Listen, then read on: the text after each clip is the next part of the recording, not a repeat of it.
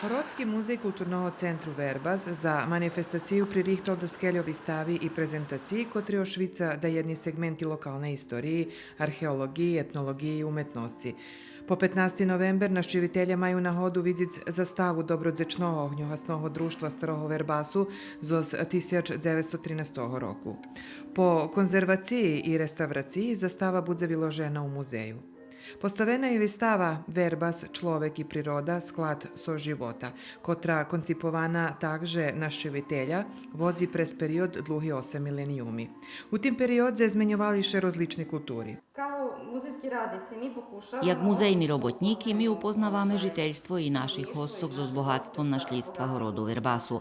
Namahame še i opomnudzi ih, žadame prebuditi ih svidomosť i upoznati ih zo ulohu u doprinošenju u očuvanju kulturnog našljidstva.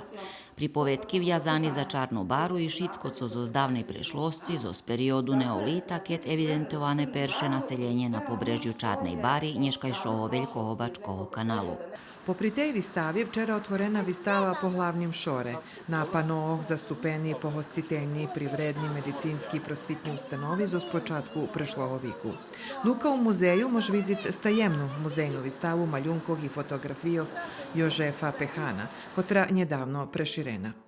Na sobotu, ket še označuje Evropska noc muzeju, muzej u Verbaše budze otvoreni od 17 po 22 hodzin, a uhod budze besplatni zo s počitovanjom šitskih mirov u borbi protiv epidemiji COVID-19.